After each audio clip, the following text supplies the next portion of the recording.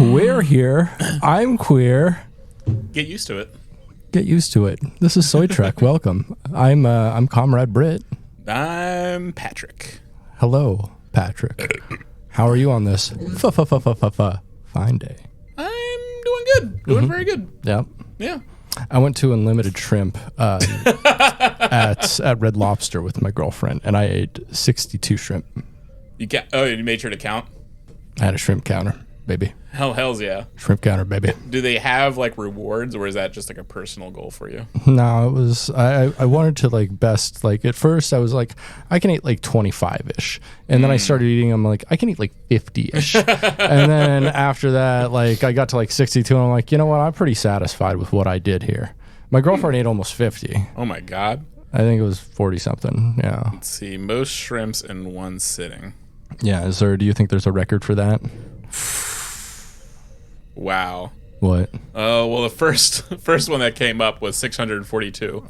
So That's pretty good, baby. wow, and the most shrimps eaten in 1 minute is 167. That's a lot, brother. Or 167 grams. So Oh. Grams? yeah. That doesn't sound right. That doesn't sound... Well, one guy, Joey Chestnut, I guess, that set the world record at 18 pounds of shrimp.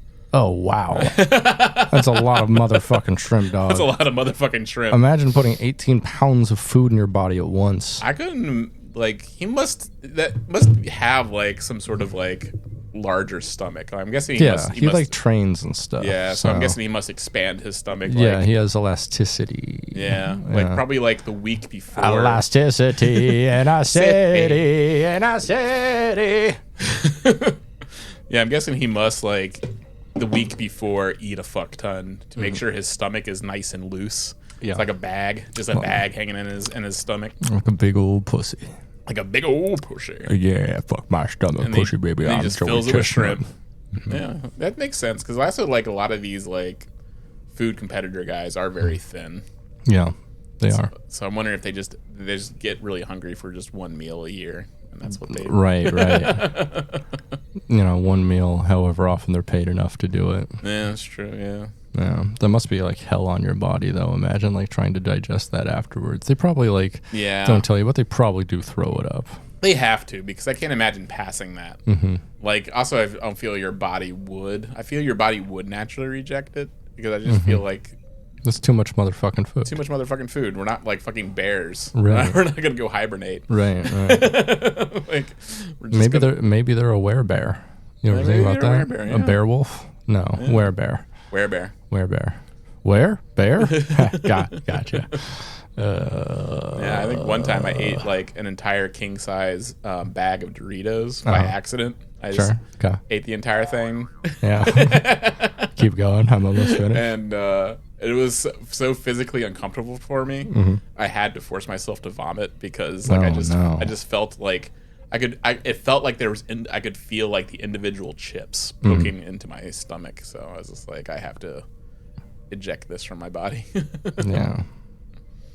I can imagine 18 pounds of shrimp in there. That's a lot of motherfucking shrimp. And shrimp is like something you get tired of. Like by the end of the meal, I'm like, no more shrimp.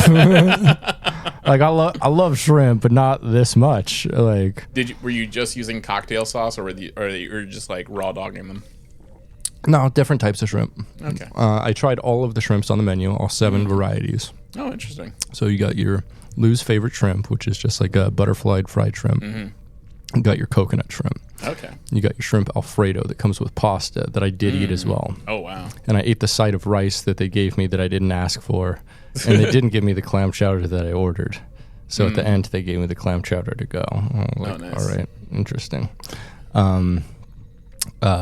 So they had a fried covered in like a Asian honey spicy sauce called the dragon shrimp or something like that. And then we had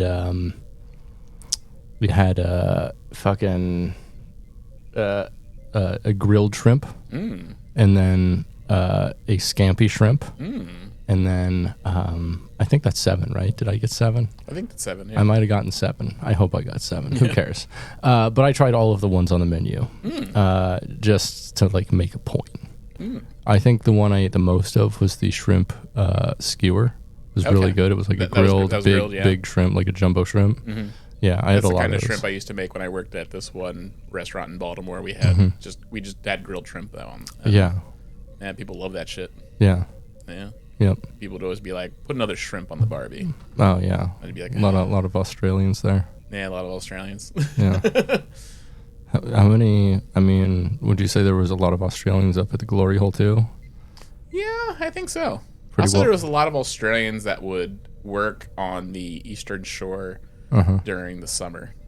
The Eastern Shore of Baltimore. Just like of the country, like in Delaware, they'd be in Delaware. They'd be in Virginia and stuff like that. Like if you went to the Eastern Shore, just like. What's the worst thing about Australians? They're very nice people, actually. Yeah. Yeah. I mean, you can tell me your whole. Wow. Actually, when I was a kid, I used to watch The Road Warrior all the time on TV, and I wished I was Australian. Like I wished I wish I lived in Australia because I kind of like was convinced that's what Australia was like for a little bit. And then you found out it wasn't, and you were like highly disappointed, and you're like, all Australians are a disappointment. Well, then I found out. Then I did find out it is like that. There's just like poisonous spiders and. Yeah, there are a lot of poisonous spiders. So I was just like, oh, I guess I don't want to go anymore. But no, Australians are very nice. Also, I love their music. I love their whole attitude. I love that they wear short shorts and. Yeah, that's a good thing. Yeah, anyone can wear short shorts though. Yeah, I know, but they really pull them off. I think. Yeah. Did you know we have a Patreon? Oh, we do. Yeah. Yeah. I've heard of that. It's patreon.com/dumbidiotbs. You can even sign up for free. We've got several free members. That's an okay thing to do if you want to do it. Yeah. We prefer you throw some money. That's cool too. But if you can't afford it, whatever. You can sign up.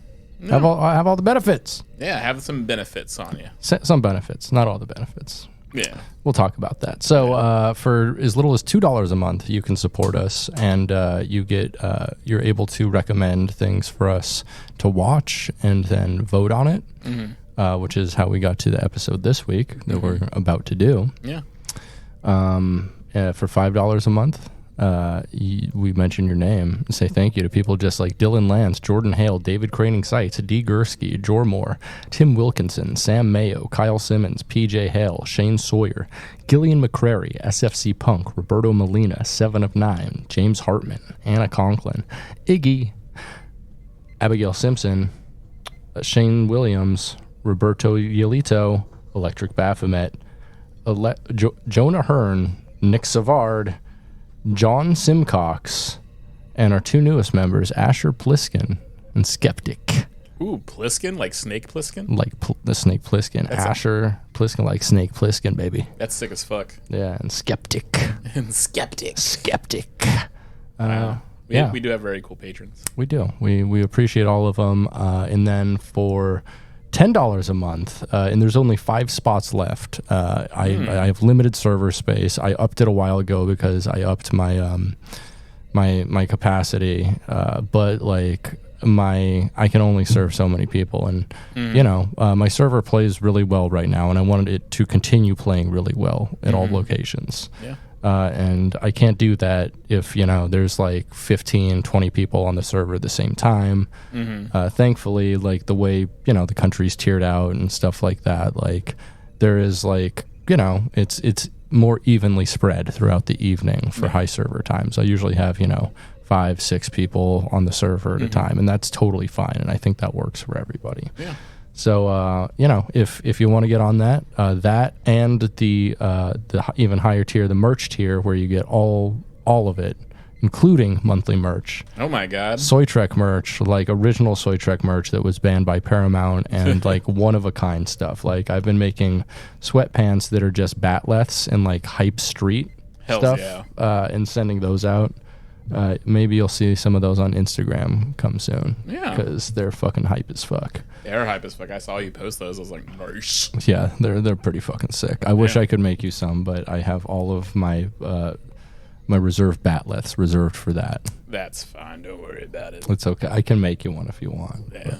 It would be an inconvenience. So could you not? Yeah, something like that. Could you not? Could you not? That's what Brent Spiner said to me one day. Mm-hmm. Not kidding. Pretty cool. Yeah. You just walked up and started sucking him off. I did. He's like, could you not? My wife's here. My wife. Yeah, he was doing a Borat thing at that time. Yeah. Definitely. He was known for that. Borat fever was rocking the nation at that time. Yeah, he was trying to do like a Data meets Borat. 7 years after the movie came out. Yeah. Yeah.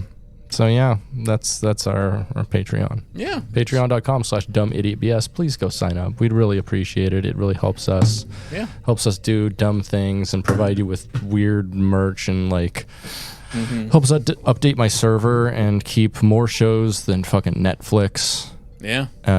Like more shows than Paramount and Disney Plus combined, more shows than Netflix, more shows than Hulu. More movies than any of those services combined. The only place that outranks us on any of those things is Amazon Plus because they sell movies. Yeah. But if you take away that, if you take away and just say the free movies and free shows, fucking the Media Dungeon. The Media Dungeon. Oh yeah. I did see you put Killers of the Flower Moon on there. I did. I can't wait to watch that. I watched that in the theater with my girlfriend, and she was totally about it. We had sex afterwards, so I'm like, what? That's pretty cool. Yeah, I missed it when it got in theaters. Like I think I might try to see Godzilla -1 this weekend. Yeah, that's supposed to be really good. I did hear it's supposed to be really good, but I think I might also watch Killers of the Flower Moon on your Plex server. Would you rather have a hand job from Godzilla or King Kong? King Kong. Why? Godzilla's hands are rough. They're lizard-like, so like they don't have like a you don't like a hard hand job. Yeah, they don't. It doesn't have. It's not a velvety palm like I imagine. You don't. Well, I imagine like you don't like some hard callous hands on your units, Mister.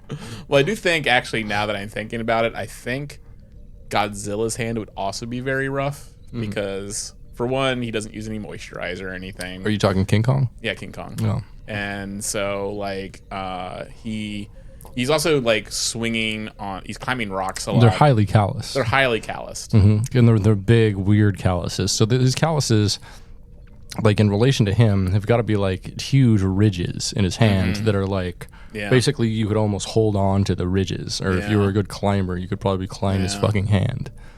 Yeah, that's another movie that came out though, like Godzilla X Kong, where they team up and they're friends. Oh, I saw that. Did that come out around now too? I think it is. Like, did they try to release 2 Godzilla movies like at the same time in competing markets or something? Maybe. Well, I think wild. Godzilla -1 is a Japanese movie, and this is like part of like the MonsterVerse thing. But in that movie, though, King Kong is wearing a glove or a robotic hand. I'm not sure what it is. He has it has some sort of like armored glove thing, but I think. But also, like, would you rather have a hand job from regular King Kong or with that thing on? I think that thing on because I feel that probably makes it feel better. Okay. Like, you think it has the technology for hand jobs? Yes, I do. Okay. Because it looked like a very complicated glove. Like, I almost want to watch the movie to find out what that glove is. Because he's in the trailer, he has some sort of like weird yellow. That's what I said about the OJ trial. Yeah, when you're growing up and you're just watching, like, ooh, I want a hand job from that glove. Oh yeah, nice another glove. But I just want to figure out what that glove is. So yeah, it got me, it hooked me. I want to know. Also, Godzilla's trans now. Like, what? Yeah, that's rad. Yeah, because like Godzilla went from blue energy to pink energy. Oh, so that I think like okay. So we respect that, Godzilla. Respect that. Instead of like a they her, do you think, or more she her? Yeah, maybe a she they. She they. Yeah. Okay. Yeah, that's what I'm guessing. I respect that. I respect that too. Like you get it, girl. You get it, girl. So that's why I'm excited for this we movie. Love a big like queen. I've watched, like I liked Kong Skull Island a lot, and so I kind of feel like this Godzilla X Kong is a continuation of that, but also has like a hand job glove and trained Godzilla. What was the last rated R movie you think you jerked off to? Ooh. Yeah, see, I usually go for G movies, so this is gonna be Hannah Montana Christmas again. Yeah, I don't know. I don't take catalog of that in my mind. I'm sorry.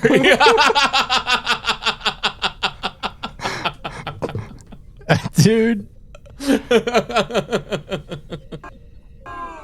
Sorry. That's what you get. That's all I get. That's what you get. You get shame. Yeah, that's stored at the front of my memory cortex. Just like rated R movies you've jerked off to. That's at the forefront of my mind. If I thought hard enough, I could probably think back to it. Yeah, I mean, I don't know. Mm-hmm. It's hard to say. I mean, it's obviously like, when I was a kid, like, Total Recall. Right. Of course. Right. Yeah. Yeah. For me, it was Full Metal Jacket. Where?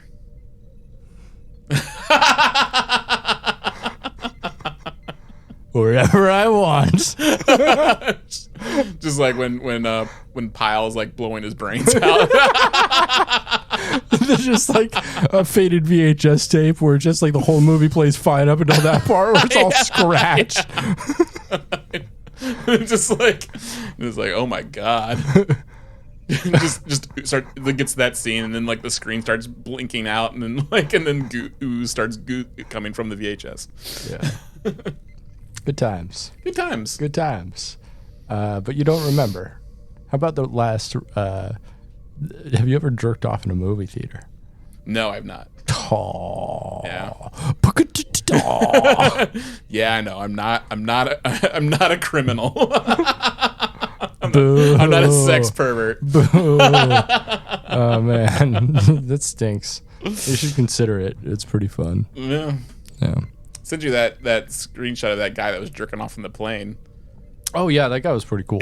Yeah. No, he was living his life. He was. Yeah, he said he was oozing on the plane. He was living it up. Not giving a fuck. Motherfucker oozing. He oozing. He oozing. He oozing. Living it up. Not giving a fuck. He oozing. He oozing. He oozing. He oozing. Living it up. Not giving a fuck. I said he oozing. He oozing. He oozing. He oozing. Living it up. Not giving a fuck. I said he oozing. He oozing. He oozing. He oozing. That's going to be the new theme song for Ivan Ooze from the Mighty Morphin Power Rangers movie. Yeah, no, that theme kind of fucks. Yeah, it's the Ivan Ooze theme. Yeah, I agree. Speaking of fucks. Oh yeah.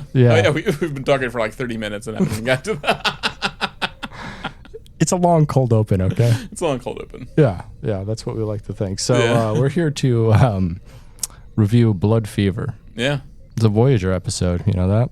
Yeah, that's a good one. Yeah. It's actually also, I forgot that it is a very like pivotal episode.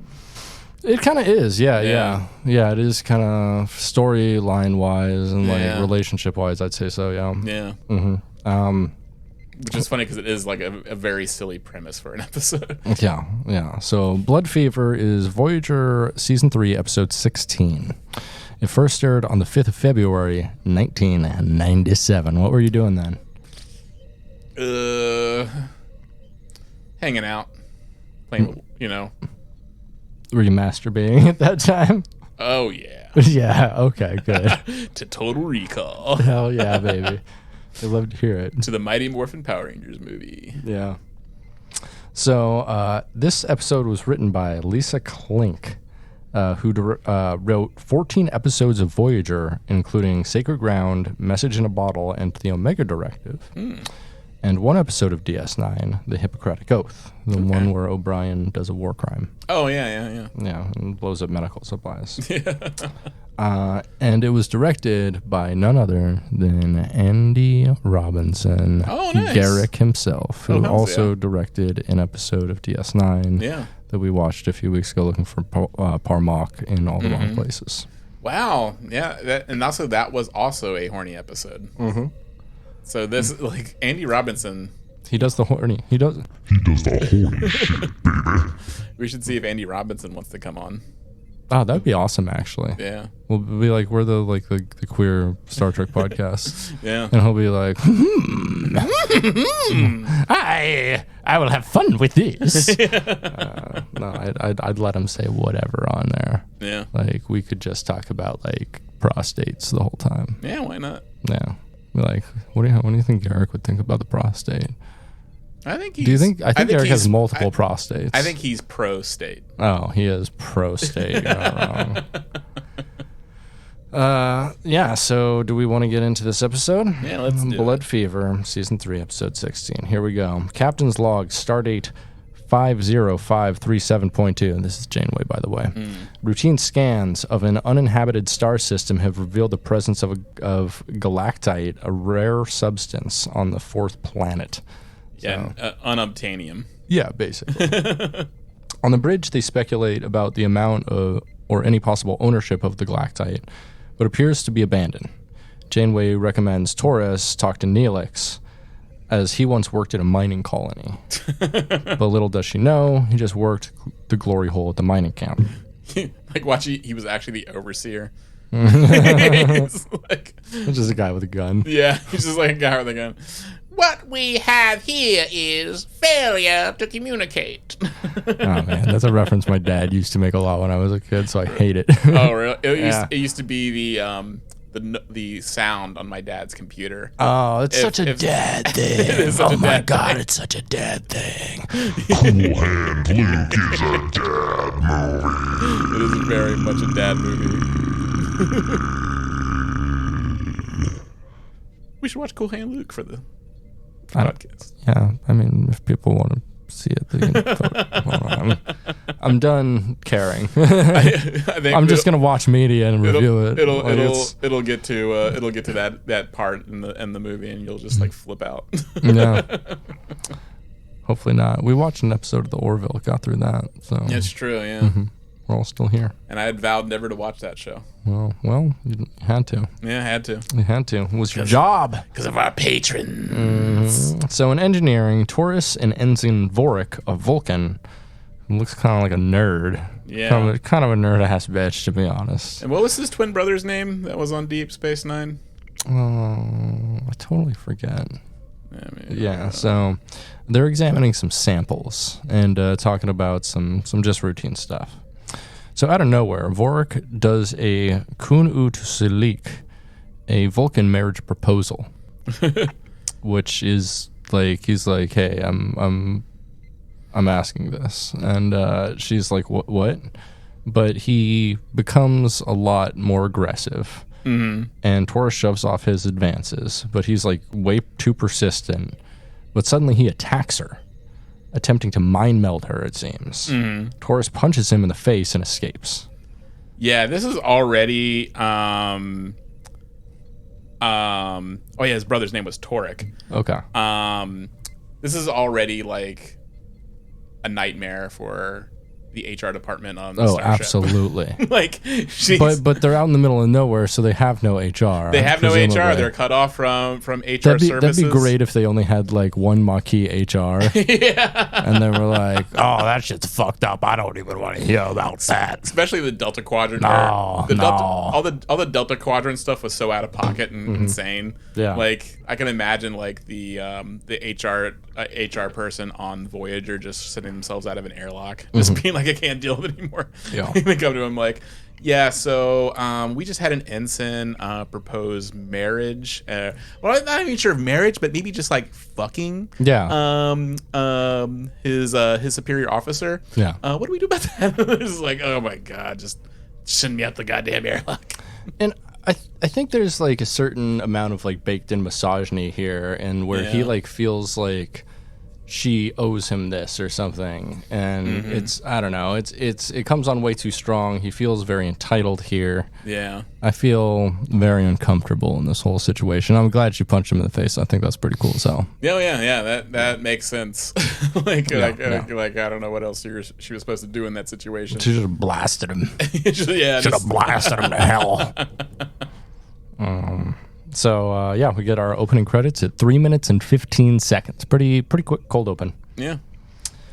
So in medical, the doctor is scanning Vorik, and he seems to have a neurochemical imbalance that he should discuss with the patient privately. The doctor should. He's going through the pawn far, but he's like really hesitant to admit this. Yeah. And he says like it's private. It's his first pawn far, which definitely goes against the canon of Star Trek 3. Wait, it's his first pawn far. How old is he? Exactly. Like, because he looks like. He looks like a 25-year-old. Yeah, like but actor. that'd probably be like a 40-year-old Vulcan. Yeah, because like in Vulcan years, he's probably much older. I think Tuvok's supposed to be like what 90. Yeah, or older. Yeah. So it's just like and he looks great. So I'm gonna guess like Vorik must be. Yeah, it has to be like 40. So he's probably had like 7 pawn fars by now. Right, exactly. Yeah. I don't know. So the doctor asks how Vulcans deal with the situation, and Vorik says they return home and take a mate, which is impossible in their position in the Delta Quadrant. Yeah. The doctor says they'll have to find other ways to treat this, and Vorik says they can resolve their situation privately. He's gonna go masturbate, but he says he's gonna be like doing like meditation techniques. That'd be funny. That'd be funny if the EMH just pulled out like a fleshlight in one of those in one of those medical bags. Just like, ripped it open, like fill it up. Yeah, here's your medical prescribed fleshlight. So just use that up, and he's like, "Well, yes, sir." Yeah, I mean, with the replicator, you can make like unlimited fleshlights. I don't think that'd be a big deal. I mean, it'll probably only take like one ration with a fleshlight, and plus you put it back in when you're done, but with extra stuff inside. So then you're basically giving back. Right. To the replicator. Right, because you put in new material. You put in new material, and that was then reabsorbed into the ship. And so. Oh man, and then like a little bit of you is in everything we eat. Oh. Kind of already is if you think about it. I don't want to think about it. So the doctor sends Vorik to their quarters with a cordial tracker on them, which is like a tracker right behind their ear. Later, the doctor and Tuvok are talking, and Tuvok doesn't have any way to help Vorik. There are 3 options, he says, though. 1, taking a mate. 2, ritual combat. Or 3, intensive meditation. Also, why can't they just like put him into a medically induced coma for a while? Yeah. Or why can't he just jerk off a lot? I don't really get the whole Ponfar thing. Yeah. And plus, and like...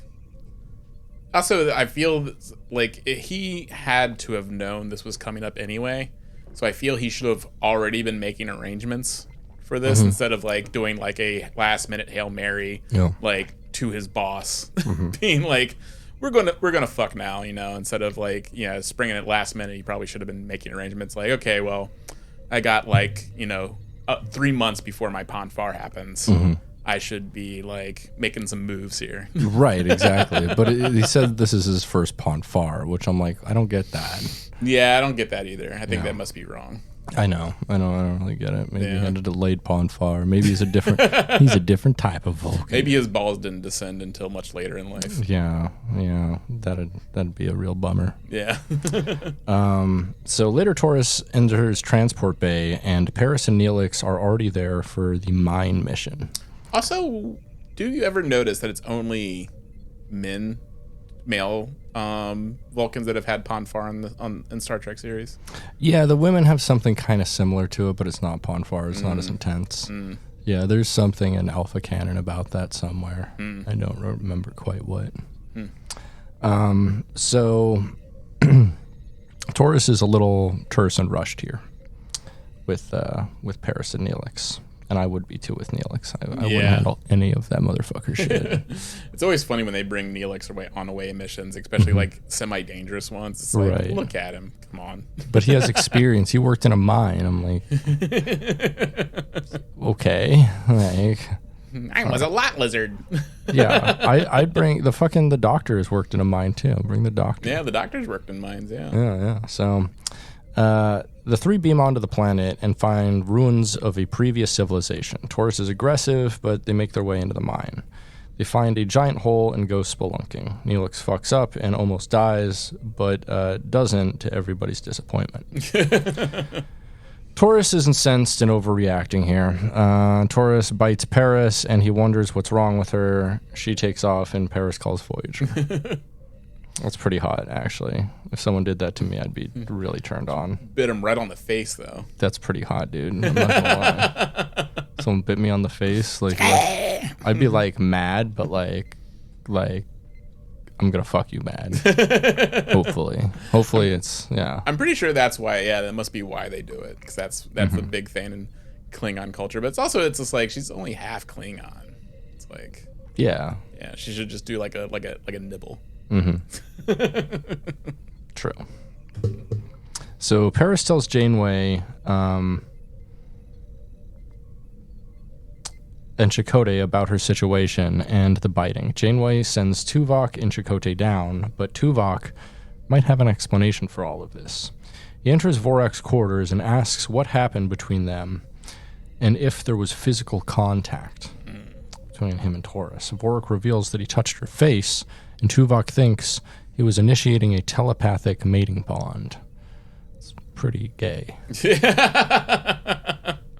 He did it without he did it inadvertently. Yeah, not very cool. Because Vorak seems to be a fucking idiot. Vorak is pretty dumb. He is.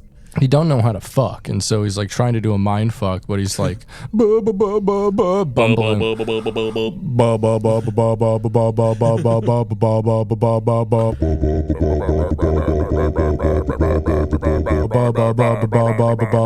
That's all. Yeah. Also, is this like besides like the old Vulcan ship? I think this is like on Star Trek. This is probably like the ship with the most Vulcans. Could be wrong. I don't know. That we've seen. Maybe. I don't know. Two. Yeah. I mean, wait, there. Yeah, I think you might be right, because like before that, like only like 15 years before that, Worf was the first Klingon in. Yeah. Wait, were you saying Klingon or Vulcan? Vulcans. Sorry. Oh, Vulcan. Yeah, you're right. There's never really that many Vulcans. I guess Enterprise just had one. Like Spock is half Vulcan. So then, like when they get Sarek, or not Sarek, what's her face? Oh, I guess like Lower Decks probably has several Vulcans. Oh yeah, I guess so. Maybe. I don't know. No, but she's half Vulcan too, right? T'Lyn, or is that? No, her? I don't think so. Is she full Vulcan? Yeah. I just watched the first episode with her the other day, and I think she is half Vulcan. Interesting. Yeah, I might be wrong. So what was the name of the Kirstie Alley's character? I don't recall. I can't remember. Oh well, from the movies, because she's full. Oh. Why can't I remember it? Oh my god. I think about her every fucking day. R.I.P. Yeah, the one who was on 2 and 3, played by different people. Robin something played her as well. Givers or something. Yeah, I can't remember. Son of a bitch. That's okay. You'll look it up while I keep talking. Yes. So Tuvok thinks the Pon farr was passed to Taurus from Vorak. Vorak wants to talk to Taurus, but Tuvok tells him to keep meditating, or, masturbating, you know what I'm talking about? Keep on jerking that work. Keep on working that jerk. Jerk it out. Work it out. Everything will work itself out. I'm surprised, it's kind of funny that, they have this coming up, so, every 7 years they have to put in a time off request for it to just fuck. Yeah, that's cool. I'd love to do that and be like, hey, sorry, I've been with the company for 10 years now, and I've only asked this once of you 7 years ago. Saavik, thank you. Robin Curtis. Yeah, Robin Curtis. Yeah. Who'd you prefer, Saavik? Robin Curtis. Interesting. Yeah. You just like that hand sex. Give me that hand sex, baby, real dirty. Oh, yeah.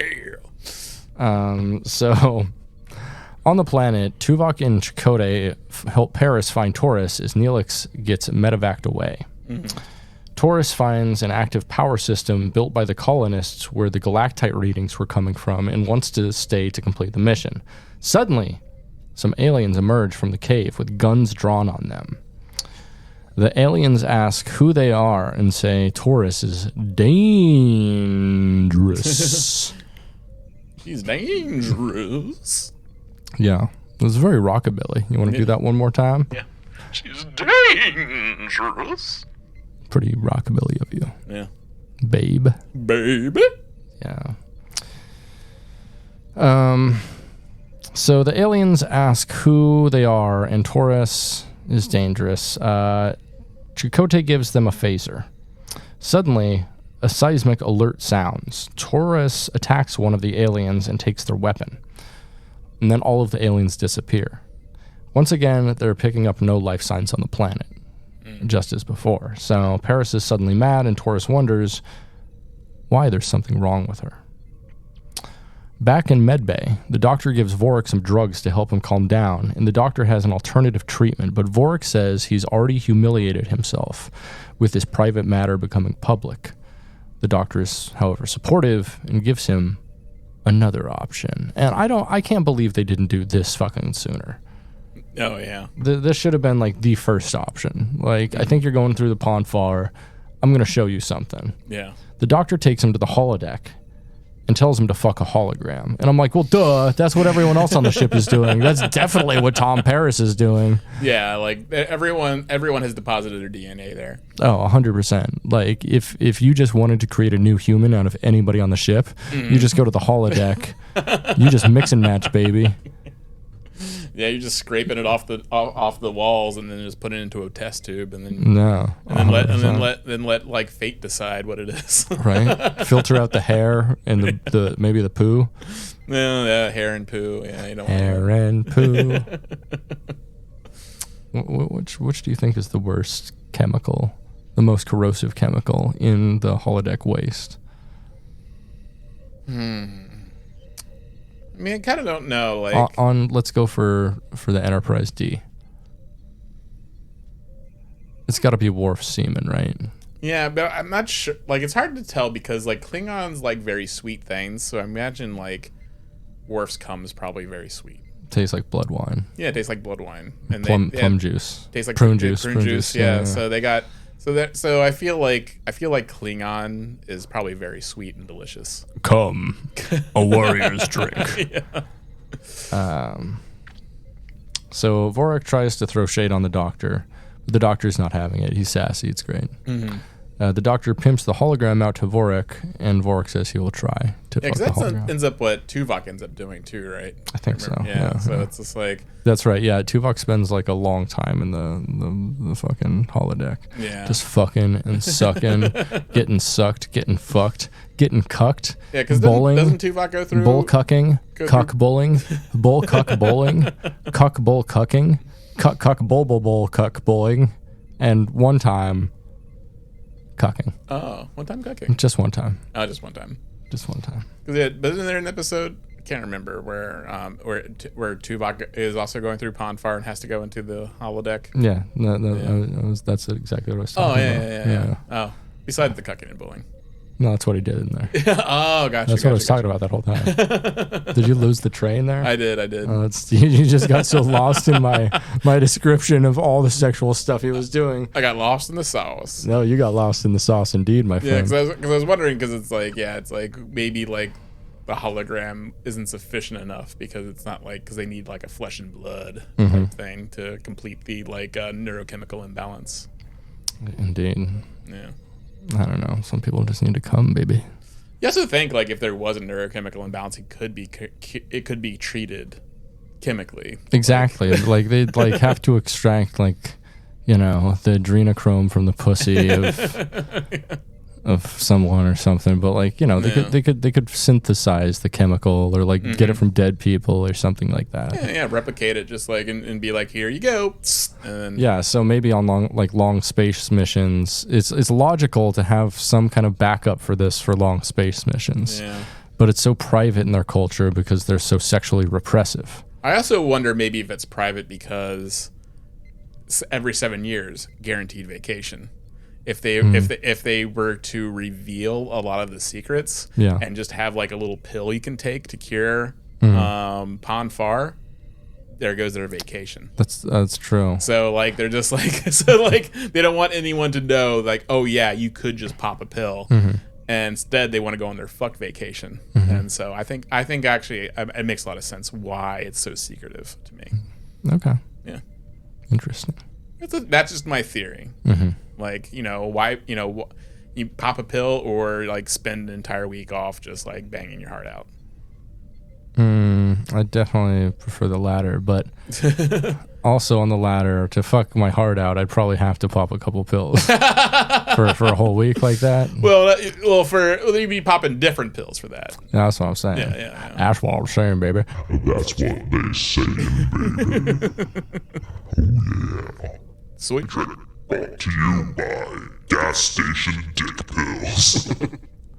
Yeah, which one's your favorite? Is it Extends or is it Rhino? Oh yeah, Rhino XL 320. Do you do the 320, the 640, the 69?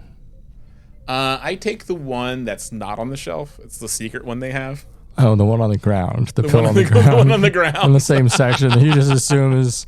Well, actually, you have to go behind the gas station, and there's a guy there. Yeah. And you're just like, give me those black pills that are not labeled and loose in your pockets. And he's like, here you go. Right. And then I wake up like 5 days later, and I'm covered in blood and vomit.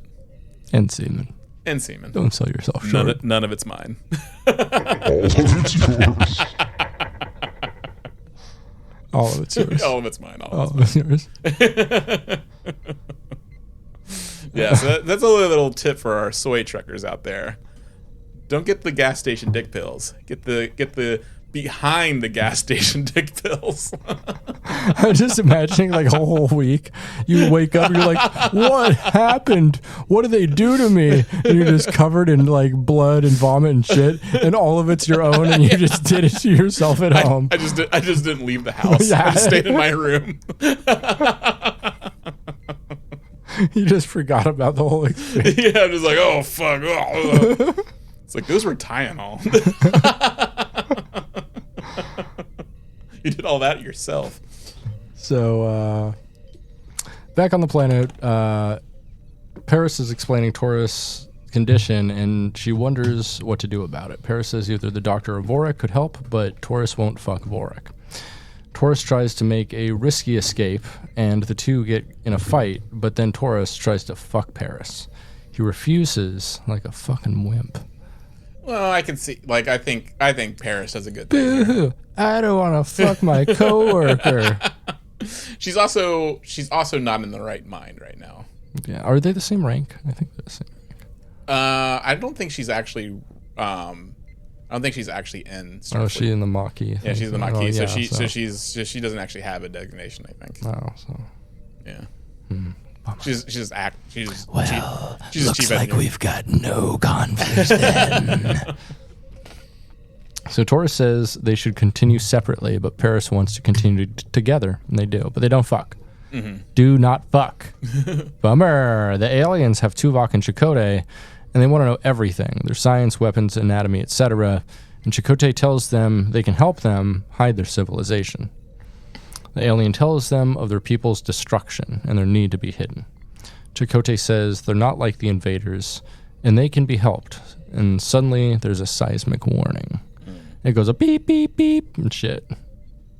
Or something. There's lots of earthquakes on this planet. Yeah, it's an earthquakey planet. It's not a great place to live. So, Taurus and Paris are caught in another rock slide and are trapped. Taurus is insatiable, and Paris is very resistant.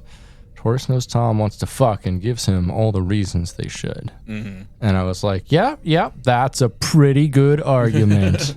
Welp, I guess you made your point. Let's have sex. She's also not in the right mind, though, so it makes sense why he doesn't, which is it's a good thing. Yeah, but She in the wrong mind, baby. She's in the wrong mind. Yeah. I mean, if for everything that goes wrong on a HR level in this episode, him not taking advantage of her is probably the best thing that happened. yeah, they almost fuck, but Taurus has a change of heart at the last minute. Yeah. So back with Vorik, the doctor's treatment is successful. Fucking a hologram seems to have worked. Yeah. And it should work for B'Elanna as well. The doctor plans to do a study on the mating rituals of different peoples, also known as jerking off to porn. Down with Taurus and Paris, they're still stuck in a cave. Or like a rock slide. I guess this is technically a cave episode. In parts, yeah. Yeah. Taurus is starting to forget things, and suddenly they're found by Chakotay. They make a retreat from the cave. They still don't have contact with Voyager, but Tuvok is concerned that if Taurus doesn't fuck, she gonna die. Which is so wild. Yeah, so he implores Tom professionally to wreck her guts. He's like, hey, buddy, could you come over here, please? So yeah, Taurus Need that dick, baby. So You need that long, that hard, that pound, pound, pound, pound. You need that pussy, you know what I'm saying? So again, another HR nightmare, being commanded to have sex by your commanding officer. Pretty cool. Yeah, pretty cool. Pretty cool. Just have sex with this person or they die. That's your Right. job. I'd be like, let's see some pics. So, in the jungle, Taurus and Tom have a tryst. They do some struggle play. It's actually kind of hot when suddenly Vorik shows up and says he's there to take his mate and face his rival. Yeah, And, I mean, he fucks everything up. he does. Man, what are you doing, Vorik? You fucking nerd-ass bitch. Yeah. No one does It could have this. been like you could have joined the three-way. Oh, she would have probably been into that. No, probably not. He's a creep. because He's a she creep. still hates Vorik. Yeah, because he's a fucking creep. Even though she's in like a altered state of mind, she's still like, fuck that guy. right. She still won't fuck him. Which is like, if the half Klingon in a fucking like Pon Far haze ain't gonna fuck you, you fucking lost, brother. You fucking lost You it. fucking lost. You ain't hanging no dong. You lost the game. You ain't got no sauce. I know that much. Paris barely has any sauce, and he parlayed that into some pussy. Yeah. That's what you gotta do with your life. That's what you gotta do. That's what you got to do. As a failed boxer, that's what I did. What do you do with your life? You parlayed into some pussy. Yeah, Yeah. this is hitting the ropes. You got to hit the ropes to shoot some ropes. Yeah, baby. So Vorik calls Tuvok over and declares a Kunut Talife, a Vulcan mating fight. Taurus accepts the challenge to fight, which she's allowed to, since she's allowed to choose any champion for her. Yeah. Also, this is also again, it like Star Trek has where it's a ship full of highly cultured, highly intelligent people going through the universe. Yeah. But they basically have like the HR of a Waffle House. Like they're just like It's the manager and assistant manager who are like,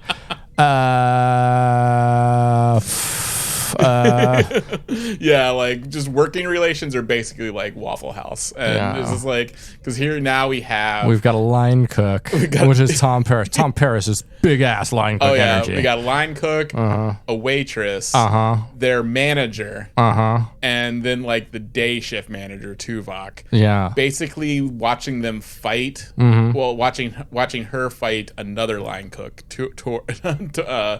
Vorik, who's like in love with her, but like won't give her the time of day. And so they're basically just, this is all just in a Waffle House, just them just like doing a horny fight in the middle of the lunchtime rush. and the managers are just letting it happen. They're just like, yeah, okay. This is like the fight where like the line cook finds out he impregnated her. Yeah. So Tuvok says injury is preferable to death, and so they do a fight. Taurus wins, but just barely. Yeah. The blood fever has been purged. They could have just done that the whole time, I guess. Could you not have fought in the holodeck too? And did he really fuck in the holodeck? She couldn't get back to the ship. Yeah, true. So yeah, she had no choice but to either that'd be funny, yeah, or fight the inhabitants of this planet who are just completely innocent. Just have her start just tearing through them. That would be rad. Too. Yeah, we're not coming back here. Who cares? Let her ultimate colonizer energy. Yeah, let her fuck them up. Yeah, and I mean, what are they going to do with this technology? I mean, are they going to really leave something behind without like leaving something behind, like some kind of tracking or like atmospheric thing or something? Because I mean, a lot of times, quote unquote, diplomacy is a way to like get more or less spying done. Yeah, and they could be spying on this ancient civilization that doesn't want to be intruded on first and foremost. And also for this civilization, like they're kind of like put on the back burner by like the horny fight. Oh, definitely. But it's just like they're very like C plot, even though there's only 2 plots in this. Yeah, and like we never get to actually see where they live. It just seems like they have like this highly advanced technology and basically just use it to hide in really dark, stinky caves. Yeah, right. And they don't seem to actually have houses. They're like or how buildings. the Taliban was portrayed. Yeah, exactly. That's basically how they portrayed the Taliban. They have the Taliban because they're just they have like, all this fucking technology and shit, but they live in caves. I'm like, are you sure? Yeah, I would have liked to see where they actually live. Like they probably have like houses. Yeah, they live in houses like people. Yeah, like because they're people. But they're probably underground because they're hiding. But yeah, I'm sure they have like a very elaborate like underground living system and not just like a stinky cave that they just hang around in all day. Yeah. If you were a terrorist, where would you live? Well, we know where they live right now. The motherfucking White House. Motherfucking got him. You got him. Yeah, terrorists just hide out in the open. They do. So we get another captain's log. Blood fever's been purged. So captain's log, stardate 50541.6. We're following through with Chakotay's offer to help the Sakari improve their camouflage, and they've agreed to supply us with a generous supply of gallicite. Paris and Taurus meet on the turbo lift, and it's very awkward. Tom halts the turbo lift and says they have to talk, and says he wouldn't mind seeing Taurus as a big, scary Klingon side again someday. Oh, damn. So down on the planet, they find the skeleton of one of the invaders who destroyed the planet. Guess what it is, baby? Motherfucking Borg. The Borg, baby. Are we going to give an air horn to the Borg? Let's give an air horn to the Borg. I don't know. It's fine. Voyager Borg is like the weakest Borg to me, for sure. Yeah. I mean, Picard Season 2 Borg. Yeah. Blorf. They're Blorf. And they're kind of like, just like TNG. They're almost like the main antagonists of Voyager. Yeah. So it's just like, but yeah, they're... Janeway basically just rocks them in the entire time. Janeway like is ultra competent and like thinks of things no other captain has ever come close to. I don't know. It's weird how they have Also, it's kind weird. Of an exceptionalism thing to me. It's kind of weird. Like also they see the Borg. They see the Borg is on this planet, and that these people have developed a technology that hides them from the Borg, and they didn't parlay for that technology. That's true. Like that would have been very handy, because that's like, I think I've mentioned it before, but I feel that's like one thing I think was missing from Voyager, them just picking up like cloak. Yeah, cloak and just like all this other weird shit. Like they could have been picking up all sorts of weird technology out there, right? And they kind of just didn't. Like they picked up some stuff, but it's just like, but I feel like they come across this technology that fools their sensors. Like it can't, like nothing they have can pick up like these people, because they have such advanced technology, and they don't try to be like is there anything we can give you for this? Right. Like, because that would come in handy, especially since they're like, you know, I feel like, you know, since they're in the Delta Quadrant, they're mostly thinking about survival because they're so cut off from. Yeah, and that's something like the survival kind of thing in like resource scarcity is something I felt like they should have focused more on. Yeah, and they have it as like kind of a basis for the plot like this, like. Oh, great, we found Galastite at the beginning of the episode, but there's nothing that builds up to it, and there's not like an arc where they're like looking for water or something like that, which is something that Battlestar Galactica, the reboot, did, and I really liked how they did that, and that's something I would have really preferred to see on Voyager. And you know, Ronald D. Moore famously like kind of quit this writing team and went on to do Battlestar Galactica, and so I think what he was doing there was fulfilling a lot of the stuff that he thought Voyager should have been doing. That makes sense. Yeah, I would have liked to see that because they kind of they never seem. I mean, obviously there are some episodes, you know, like Year of Hell and stuff where they're really struggling. yeah. But like for most of it, like it doesn't seem like they ever lose any sort of like any of their material like comforts. Most of the time, because it seems the ship almost seems to run very normally as a ship in the Alpha Quadrant would, and just like I mean, except for like these episodes like this where they find like a material that they need that's not that they can't find anywhere else and they have to go for it, but they get it at the end of the episode and they kind of never really mention it. What it does. Like what, they said it would help realign the warp coils or something like that, and they sure need it or something. But yeah, it's just like an unobtainium thing that's going to be forgotten about. Right. But it's just like, but picking up a technology, but yeah, I can also see an argument against them picking up that sort of technology because then, like, you know, since it's a show that is run by multiple writers, like, you know, then the next writer has to be thinking about this, like, okay, what do they have, you know? You know, oh wait, they got that technology that hides them from traditional sensors and stuff, but still, it'd be nice if they picked it up. It would make sense, you know, if we were in that situation, we would try to get that technology. Yeah. Yeah. And be too busy with Taurus, actually. Sorry, baby. I got other plans. You'd be like, I'm gonna go over here in these bushes and check on her medical condition. I'm gonna go fight my coworker. Yeah. Let's do that struggle play, baby. Doing some fuck fighting in the Waffle House. Yeah. In the Waffle House bathroom. In the Waffle House bathroom. Fuck fighting in the Waffle House bathroom. That's what you do here. On Voyager. Yeah, absolutely. Voyager is the most Waffle House of the Treks, I'd say. It really is, yeah. It's that Voyager is just a floating Waffle House. Yeah. Or it kind of gives me almost like Taxi vibes in a way. Yeah.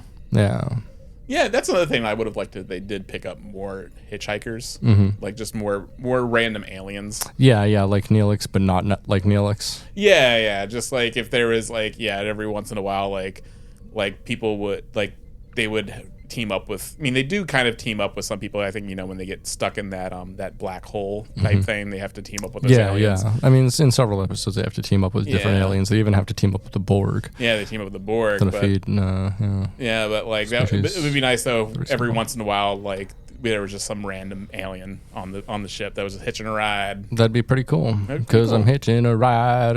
Yeah, that'd be pretty cool. Oh, but that's the end of the episode, by the way. Oh, yeah, that's the end of the episode. Yeah, that was the end of the episode. Yeah, what'd you think of this episode, baby? Yeah, it's good. It's good. Like I like you know, the Waffle House aesthetics of it. Just like just like that even though they are such a highly intelligent, cultured, you know, utopian society, we still act like we're in a Waffle House sometimes. I mean, life is kind of a Waffle House, isn't it? Yeah, it is.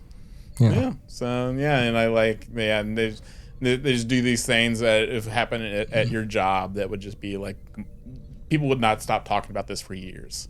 This would be the thing like that everyone would be talking about on the ship forever. Just be like, did you hear about Vorik? I mean, also, but you know, Tuvok did go through his pawn far too on the ship, and that would be a thing they talk about for probably years too. But Vorik, I mean, he fought some life. Yeah. I mean, Vorik did some bad things. He also You a bad He cut off all communication with the ground crew, with the away team. Yeah. He disabled transporters so he could go down. But he did it all for love. He did it not love, just wanted to get it.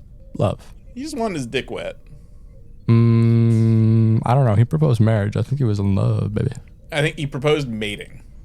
Yeah, but he was like, your human equivalent would be a marriage proposal. Yeah, that's true. So, I don't know.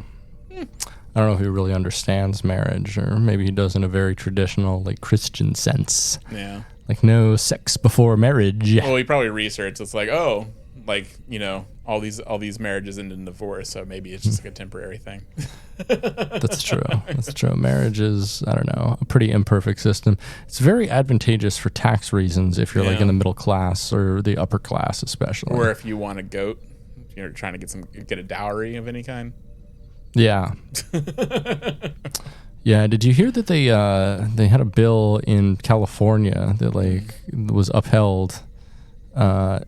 That like they banned, or they didn't ban. They upheld like things like based on caste systems. Oh yeah, the caste system thing. Yeah, they maintain the caste system. That's cool. Discrimination. Yeah. Yeah, that's pretty. That's bad. Oh, well, I don't want to come in contact with an untouchable. Are you kidding me? What about I'm a Brahmin, so I don't need to. Oh, I'm a Brahm. They them.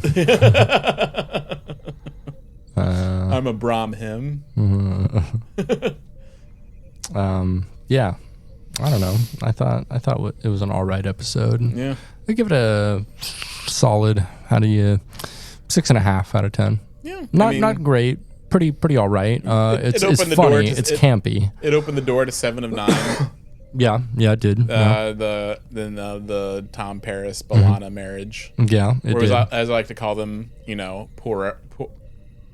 Yeah. Paris and Taurus. Yeah, Porous. Yeah, Porous. Okay. Or you could go for Taurus. No. Tom Lana. Okay. Yeah. Tom Lana. Yeah. Let's go for that. Tom Lana. Yeah, we're big Tom Lana heads. We love that pairing. Yeah. I actually don't hate it. I don't hate it. It's fine. It kind of makes sense. Yeah. Yeah. There are definitely worse pairings on the ship, I think. Oh yeah. Well, I mean, we had 7 of 9 in Chakotay on this show. Right. So that should be enough. Do you ship Janeway with anybody? I actually kind of thought Janeway should have hooked up with Chakotay, but also Chakotay is very boring. He is. He's such a fucking wet. But also, cracker. I think that is like a consequence of Robert Beltran than anything else. Like, right. I think we've talked about it before, where Chakotay could have been a very interesting character. He could have been like the best character. He could have been the best character. Like, you know, he's a fucking freedom fighter, right? Yeah, like pirate type dude. But instead, he has like the personality of a glass of milk. Basically. Yeah, he could have honestly gone like a Riker route with what he had. Yeah, he could have had some serious swag. Yeah, he's like this cool dude with a fucking face tattoo. He's got a face tattoo. And he goes and he's a cop. And I'm like, no, you can't be a cop with a face tattoo in the future. Come on, dude. He's a leader in the Maquis. He's got a face tattoo. He's got some sort of like mysterious spirituality about him. Like his people do have a saying. His people do have a saying. He's part of the Rubber Tree people. Like, you know, he's got some. The ingredients were there. Yeah. It's just like, I think Robert Beltran was just like completely removed from the character. Checked out. I think he's checked out from like Star Trek in general. I don't think he honestly just like bleeds into the background. Like if he's standing there, he's basically becomes part of the scenery. Like he's like if they cast the color beige in a role. Yeah. It's really disappointing. I think if he was just like a dude with like tons of swag and just swagged out, tons of personality, more of an unconventional type leader. I think him and Janeway would have like hit it off like crazy. I think that is one of Voyager's biggest detractors is it has no one who is supremely swinging dick in the entire series. And Chakotay really, I mean, Harry Kim kind of swings some dick. EMH, I like EMH. EMH does in a way, in a theater way. He also He swings theta dick. Also, I Theta dick's a different kind of dick. You haven't experienced the real dick until you've experienced theta dick. acting. Yeah, like this episode did have a good doctor moment for me where he's very fascinated by treatments for Ponfar, and he's excited to write a whole paper on it. He's gonna write a paper, all right, baby. You know what I'm saying? He's gonna do a lot of research. But I just like that. You're gonna watch those holodeck logs. You know he set that shit up to fucking record. Yeah. Uh-huh. But I just like that sort of thing where it just shows his depth of personality and intelligence, and just emotional intelligence. Is emotional, and just how he is just an individual intelligence. Yeah. Where because he's he wants to write papers, he wants to be known. Yeah. It's he's this he's beyond his programming, and I don't know, I just like the excitement he approaches this subject and hoping to make new discoveries and wanting to be recognized for those discoveries, which I think is really cool. That is cool. So yeah, that's why doctors I think always will be my favorite doctor, but yeah, he was really great in this. Yeah, the EMH is probably my favorite doctor as well. Yeah, I do love me some Bashir, and I love me some Bones, and I love me some Gates McFadden. Yes, Dr. Crusher. Wilson Huber from Discovery, I actually kind of like him too. Yeah, he's good. Yeah.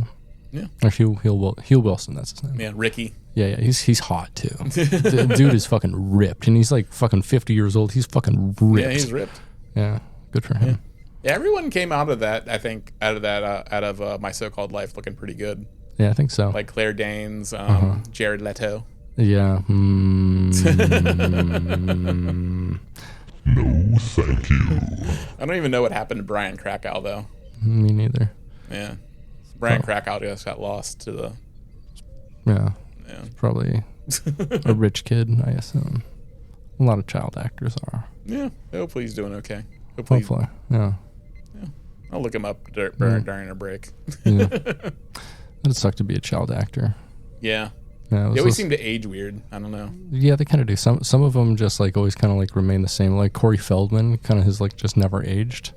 Yeah, that's true. Which is really strange. He's going to be on tour with Limp Bizkit, which should be fun. Yeah. Yeah, I rewatched The Burbs the other day, and the guys just oh yeah, I saw him. Yeah, did that on my server. Yeah. How was that? I love that movie. But yeah, I just look at Corey Feldman, wow, Corey Feldman just looks like he does now. Yeah, straight up. It's wild. Just he has some lines on his face, but he's basically just a weird little guy. Yeah, I think a lot of trauma at a young age and being forced into a lot of work and things you don't want to do will definitely age you. Yeah, apparently on the set of The Burbs though, I guess Joe Dante kind of and then someone else, I think Tom Hanks or something, were kind of his confidants. He was able to talk with them and yeah, it's pretty nice. That's really sweet. Yeah, it's kind of really cool. Yeah, Tom Hanks seems like a good fella. Joe Dante seems cool as hell. Yeah, Joe Dante fucks. Yeah, he's awesome. That dude, he seems to command a lot of respect, and he works with all the same actors who are happy to work with him all the time. Yeah. Yeah, just drop what they're doing just to work with them, which is pretty cool. Like our boy Robert Picardo. Robert Picardo. Robert motherfucking Picardo. EMH, baby. Yeah. Yeah. So, yeah, I really liked him in this episode. He was really good. Tuvok was all right. Taurus got a little hammy at points. I did like Tuvok's hand gesture when saying the fight has begun, basically. Yeah, that was pretty. Did a little hand wave, and it's just it just makes the Vulcan sort of stuff like this just makes the Vulcans just seem completely insane sometimes. Yeah. Where it's just okay, we're gonna have the horny fight now and fight. Yeah, and this really, it was a large callback to the Naked Time. Yeah, the episode where fucking Kirk and Spock do the ritual fight. Yeah, yeah. And it did feel a lot to me like a TOS episode. I don't know about you. It did, yeah. Yeah. So I like that. Just I like in that respect. The horny fighting. Yeah, the horny fighting. The the focusing on a Vulcan mating ritual and being horny about it. That was Gene's vision. Gene would probably like this episode. I think Gene would be we're gonna have a ritualistic horny fight. Fuck yeah. Another? Do it. Do it. Fucking put it on the board, baby. Ding! Wow. Yeah, he'd be all about this. Yep. So I guess that's a good place for us to leave it. Yeah. Yeah. Do you have anything else to say about this? No. Any further commentary? What do you think it says on human sexuality? It says, don't proposition your coworker out of nowhere. Don't proposition your coworker at work ever. Yeah, never at work. Yeah. No, you can be like, hey, would you like to hang out outside of work? And if they say yes, cool, then you can do it. Only really if there's no like power imbalance. Yeah. Like don't do it with your boss. Don't do it with people who work for you. If you're a manager, but you work with someone, your coworker. If you're a manager, you got another manager you work with. You think is fine. Be like, hey, fellow peer at work, would you like to go maybe do something sometime, like some dirty sex. Like some dirty sex. But maybe also just have a meal with me and enjoy each other's company. But also have some dirty sex. But also, I guess, you could make the argument Vorik wasn't thinking straight. Oh, he was thinking too straight is the problem. He wasn't thinking gay enough. He wasn't asking any of the male crew members on the ship if he could get some bussy. No, he wasn't. He should have been looking for some bussy is what I'm saying. He was thinking too heteronormatively. He should have gotten on the Voyager grinder. Yeah. Oh yeah. If he just discreetly put it on his pad and then like it started just going off and he'd be like, well, looks like I'm curing my pom far tonight. Yeah. Imagine Voyager grinder. Who would probably clean up the most, do you think, on Voyager grind? Oh, the doctor would probably. He'd be the guy who would just like, if he has nothing else to do, he'd go and just give you a prostate orgasm with his skills real quick. Yeah, I mean, he is like a holodeck program basically almost. So it's just like that's in his Actually, DNA. I wanted to talk about this. Do you think he has a collective consciousness that's shared with the holodeck? Do you think he has the memories of the holodeck? I kind of wondered that because I think that would be an interesting episode. Is he on the same computer or is he completely isolated from that? Yeah, because like you kind of like imagine like every single character the holodeck makes is just an extension of the larger intelligence of the ship or of the holodeck. So like when they disappear, like that what they've learned and that sort of personality that's developed isn't like, I don't think it's deleted. I think it's just like absorbed into like the greater intelligence. So I think there's like a master intelligence or something in the holodeck, which I guess we don't really talk about. It just knows how to make everyone come. It just knows how to make everyone come. But also it's just like it has such a wealth of knowledge. So yeah, I think that would be interesting if the holodeck itself became sentient one time, because it's just like it has this like overabundance of lived experiences. It's almost kind of like in Westworld, like the robots after a certain point go beyond their programming and sort of start learning and from absorbing all of this different experiences and so I think like the holodeck is would be similar, where it would just gain that sentience and gain self-awareness and then like maybe start acting out and Moriarty. But yeah, every single person it develops is itself, is an extension of itself. Yeah. So I mean, when you think about it, when you're fucking the holodeck, you're fucking a computer. You're fucking the entire ship. Yeah. You're sticking your penis inside a giant server, basically. That server is collecting all your information. Yeah. Yeah, and it's gonna recommend you extra small condoms, and you're gonna on Amazon, and you're gonna get mad about it. It's gonna come up on your work computer in front of everybody. You're like, well, I've been taking these scans of this nebula, and then suddenly comes up while everyone's around. You're like, oh no. The smallest available. Smallest available. They don't get any smaller than this, folks. We call them baby pinkies. Now in half baby pinkies, specifically for people like you. It's like, damn it, stop. Then like everyone just has to pretend they didn't see that. No. HR has a talk. It gets recorded. Yeah. He's forever known as Baby Pinky James. Half baby Pinky. Half baby Pinky James. Half baby Pinky James. Sounds like a blues name. I'm half baby Pinky James. I'm gonna play some blues for ya. I got that blues. They call me Half Pinky James. My life is hard, but I got a targeted ad for the Half Pinky condoms. got fired from my job. Yeah. All right. Well, I think that's a good place to end it. Yeah. Thanks for hanging with us, Voyagers. Be well, travel safe, and I'd recommend you go watch. It was a better than average episode. Go watch Blood Fever. It's all right. It's pretty fun. It's campy as fuck. Go see it. Yeah. It's directed by Andy Robinson, and we love that motherfucker. He makes it camp. It feels very like stage play. Yeah. It's pretty good. Yeah. It's not bad. It's not bad. Go watch it. Not as good as this other episode. Looking for Parmok in all the wrong places. Yes. But, that one's definitely better, but. Yeah, but that's DS9. You can't. Yeah, you can't. You can't. There's no competition. There ain't no competition, baby. All right. Well, thanks for trekking with us, soy boys, girls, and Ridley Beans. Hang dong and